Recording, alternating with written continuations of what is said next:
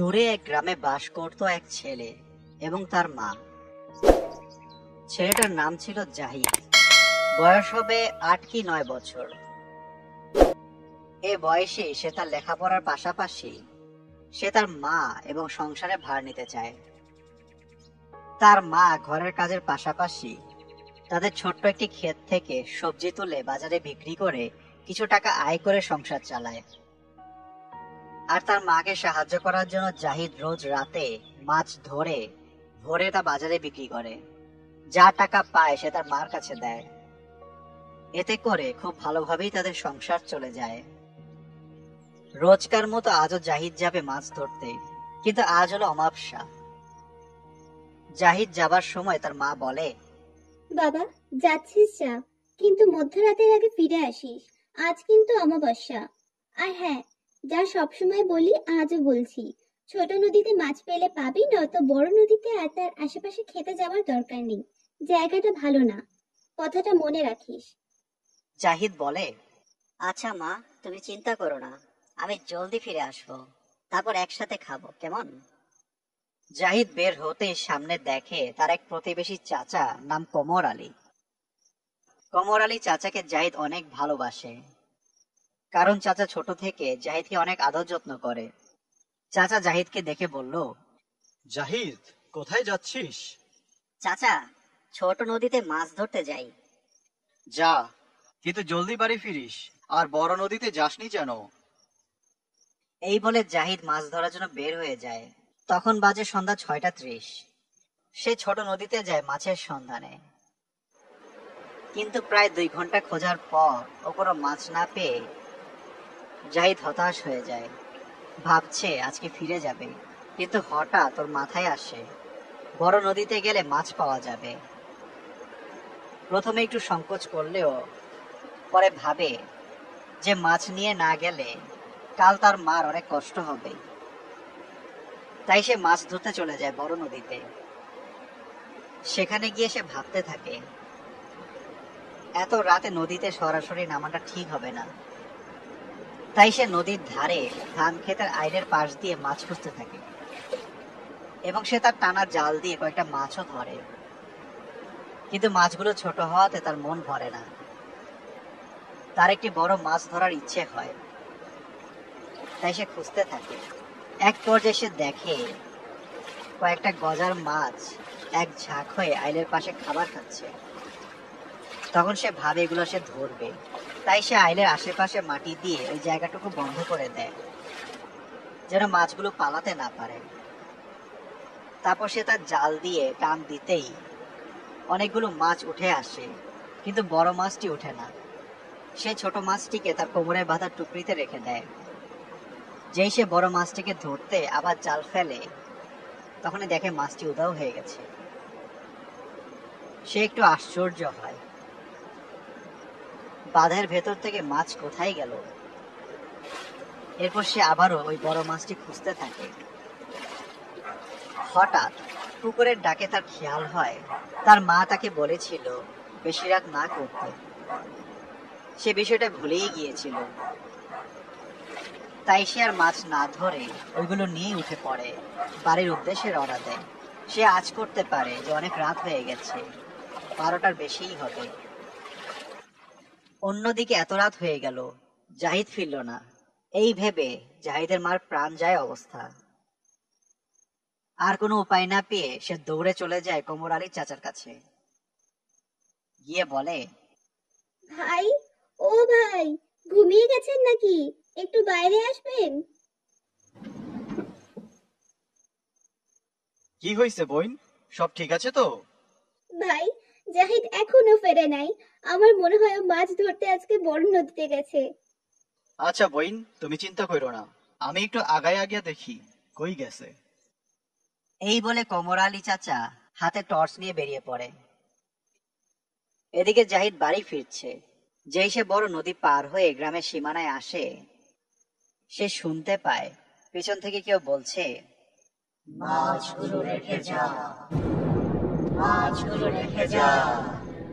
এটা শুনে জাহিদ আটকে ওঠে, কিন্তু তাও বুকের সাহস নিয়ে সামনের দিকে আগাতে শুরু করে। কয়েক কদম যাওয়ার পরই সে ঠাউর করে তার কোমরে বাঁধা টুকরিটা নড়ছে। সে ভাবে হয়তো মাছগুলো লাফালাফি করছে, তাই সে এসব ভাবা বাদ দিয়ে সামনের দিকে যেতে থাকে। সে যত সামনের দিকে যায় তার মনে হতে থাকে তার কোমরের টুকরিটা যেন আরো ভারী হচ্ছে। সাথে সাথে তার চারপাশে ভারী বাতাস বইতে শুরু করে, যেন ঝড় আসবে। জাহিদের বাড়ির যাওয়ার পথে একটু রাস্তা পার হতে হয়, যার দুদিকেই বিশাল বিশাল বড় বড় গাছ। আজ যখন সে এই রাস্তা দিয়ে যাচ্ছে, তার কেন যেন মনে হচ্ছে এই গাছে কেউ যেন বসে আছে, তাকে দেখছে। এই আতঙ্কে যেই ওই অর্ধেক রাস্তায় যায়, সামনে একটি আলো এসে তার চোখে পড়ে। লাইটটা একটু সরলে সে দেখে তার চাচা। জাহিদ চাচাকে দেখে কিছুটা স্বস্তি পায় সে, আর সে উপলব্ধি করে তার সাথে এতক্ষণ যা হচ্ছিল তা সব থেমে গেছে। তারপর সে তার চাচার সাথে বাড়ি ফিরে যায় কথা বলতে বলতে, কিন্তু তার সাথে যে এতক্ষণ কি ঘটেছে তা সে তার চাচাকে জানায় না।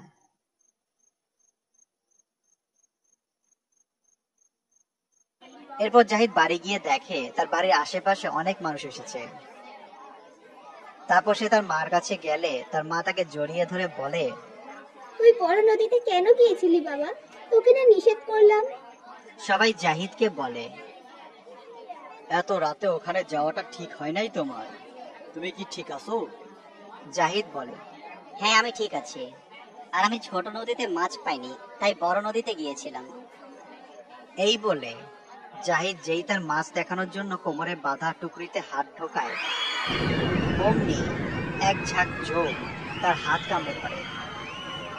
সে হাত বের করে ঝাড়া মারতেই তার সারা শরীরে জোক ধরে ফেলে এবং রক্ত চুষতে শুরু করে। এই অবস্থা দেখে ছেলেগুলো মুঠো ভর্তি লবণ এনে জাহিদের গায়ে ছুঁড়ে মারলে জোকগুলো ছেড়ে মাটিতে পড়ে যায়। তারপর জাহিদকে তার ওমর আলী চাচা ধরে এবং কোমর থেকে টুকরিটা খুলে মাটিতে ফেলতেই দেখে আরো অনেকগুলো জোক বের হয়ে আসছে। এদিকে জাহিদ অজ্ঞান হয়ে গেছে, আর জাহিদের মা আতঙ্কে নিস্তব্ধ হয়ে গেছে। তাই সে জাহিদকে ধরে ঘরে নিয়ে যায়। জাহিদের চাচা বুঝতে পারে এখানে ভৌতিক কোনো ব্যাপার আছে, তাই সে বাইরে বেরিয়ে আসে অন্যদেরকে না করার জন্য, যেন তারা জোকগুলোকে কিছু না করে। কিন্তু সে বাইরে এসে দেখে বাচ্চারা জোকগুলোর উপর লবণ দিয়ে সেগুলোকে মেরে ফেলেছে। এগুলো দেখে সে কিছুটা হতাশ হয়। তারপর সে জাহিদের মাকে সামলে শান্ত করে বলে জাহিদের খেয়াল রাখতে। তারা সবাই যে যার বাড়ি চলে যায়। তারপর সেদিন যখন ফজরে আজান শেষ হয়, হঠাৎ ঘুমের মধ্যে জাহিদ কাঁপতে শুরু করে। তার মা তাকে জড়িয়ে ধরে দেখে আগুনে জাহিদের গা পুড়ে যাচ্ছে। সে দ্রুত গিয়ে একটি বদ্যি ডেকে আনে। বদ্যি জাহিদকে দেখে ওষুধ দেয়, কিন্তু ওষুধে কোনো কাজ হয় না। এইভাবে কয়েকদিন চলে যায়, কিন্তু জাহিদ সুস্থ হয় না। তখন তার মা আর ওমর আলী চাচা চিন্তায় পড়ে যায়, ভাবে একটি হুজুর দেখাবে। কিন্তু সেদিন সন্ধ্যা 8টায় হয় ভয়ানক এক কাণ্ড। সন্ধ্যায় যখন জাহিদ আর তার মা শুয়ে থাকে, হঠাৎ জাহিদ উঠে বসে পড়ে। সে শুনতে পায় তাকে কেউ ডাকছে। সে উঠে দরজা খুললে দেখে তার বাড়ির সামনে আম গাছের নিচে তার বাবা দাঁড়িয়ে আছে। বাবা, এটা কি তুমি? হ্যাঁ বাবা, আমি তোমায় নিয়ে যেতে এসেছি, এসো আমার সাথে। এই শুনে জাহিদ তার বাবার দিকে যাওয়ার জন্য যেই না এক পা বাইরে দেয়, অমনি তার মা তাকে পেছন থেকে তার হাত টেনে ধরে, আর ওমর আলী চাচাও তার সামনে এসে দাঁড়ায়। তখন জাহিদ বলে, ছাড়ো আমাকে, আমি বাবার কাছে যাব। চাচা, আমাকে যেতে দিতে বলো। তখন চাচা জাহিদকে কোলে নিয়ে বাড়ির ভেতরে চলে যায়, আর জাহিদ আবারও অজ্ঞান হয়ে যায়। তারপর অজ্ঞান জাহিদের সামনে মন খারাপ করে বসে থাকে।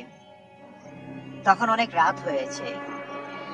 জাহিদের প্রতি ভালোবাসা আর জাহিদের মার অসহায়ত্ব দেখে সে সিদ্ধান্ত নেয় যে সে আজকে এখানেই থেকে যাবে। রাত 2:25। বাইরে থেকে 4-5টা কুকুরের ডাক শোনা যায়। তড়িঘড়ি করে চাচা আর জাহিদের মা বাইরের দরজা খুলে দেখে উঠোনে বিশাল আকৃতির গজার একটি কুকুরকে অর্ধেক মুখে নিয়ে আছে, আর তার চারপাশে কয়েকটা কুকুর ঘেউ ঘেউ করছে।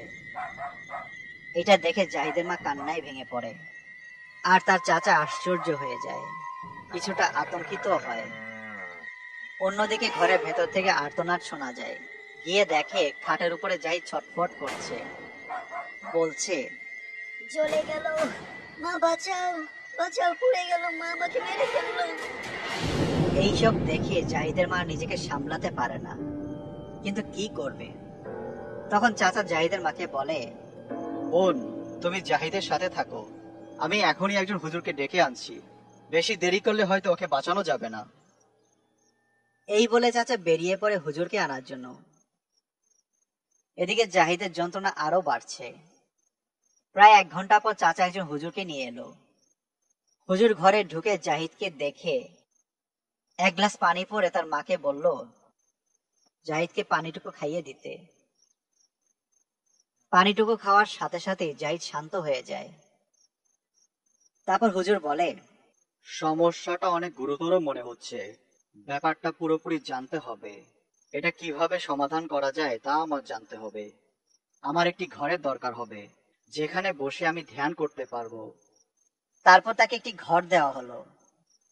সে ধ্যান করতে শুরু করলো। সে একটি জিনকে হাজির করলো এবং তাকে জিজ্ঞাসা করলো, জাহিদের কি হয়েছে আর কেন হয়েছে? জিনটি বলতে শুরু করলো, হুজুর, আমি যতটুকু জানি ওকে কোনো জলজ জিন আছর করেছে। বাকিটা ওই জিনই বলতে পারবে হুজুর। ঠিক আছে, তুমি ওই জলজ জিনকে আমার সামনে নিয়ে এসো, যাও। তারপর ওই ঝিনটি বাতাসে মিশে যায় এবং 2 মিনিট পর সেই জলজ ঝিনটিকে নিয়ে চলে আসে। তুমি সেই জলজ জিন যে জাহিদকে আছর করেছে? হ্যাঁ, আমি সেই জলজ জিন। ওকে কেন আছর করেছো? কি করেছে ও? সে বড় নদীতে মাছ ধরতে গিয়েছিল, ভালো কথা। আমি ওই সময় আমার বাচ্চাদের নিয়ে বের হই খাবার খাওয়ার জন্য। আমরা মাছ রুখেছিলাম। আমি কখনো কোনো মানুষের ক্ষতি করিনি, ওকেও করতাম না। কিন্তু ওর লোভে পড়ে আমাদের আসল মাছ ভেবে জালে টান দেয়, আর আমার বাচ্চারা ওটাতে আটকে যায়। ও আমাকেও ধরার চেষ্টা করলে আমি পালিয়ে যাই। তারপর সে আমার বাচ্চাদের নিয়ে বাড়ির জন্য রওনা দিলে আমি ওকে বলি মাছগুলো রেখে যেতে, কিন্তু ও শোনে না। তারপর আমি ওর ক্ষতি না করে ওকে একটু ভয় দেখাই, যদি সে আমার বাচ্চাদের ছেড়ে পালায়, এর জন্য। কিন্তু তাতেও লাভ হয় না। অন্যদিকে আমার বাচ্চারা ওই সময় জোকের আকার ধারণ করেছে, আর যে জাহিদ টুকরিতে হাত দেয় আমার বাচ্চারা তাকে কামড়ে ধরে। যদিও জাহিদের কোনো ক্ষতি হতো না, তাও তারা আমার বাচ্চাকে লবণ দিয়ে মেরে ফেলে, আর তাই আমিও ওকে মেরে ফেলবো। অন্যদিকে জাহিদের মা আর তার চাচা বাইরে অপেক্ষা করতে থাকে। আর একটু পর হুজুর বাইরে এসে তাদের সব খুলে বললে, তখন চাচা বলে, তাহলে ছেলেকে বাঁচানোর উপায় কি? হুজুর বলে, কাল ভোরে আপনি আমার সাথে দেখা করবেন, তখন আমি বলে দেব কি করতে হবে। এই বলে সে চলে যায়। পরের দিন সকালে চাচা হুজুরের কাছে গেলে হুজুর বলে, আমাদের এমন একজনকে দরকার যে নিজের জীবন বাজি রেখে কাজগুলো করবে। আমি করব, বলেন কি করতে হবে। তারপর হুজুর সব বলে কিভাবে কি করতে হবে।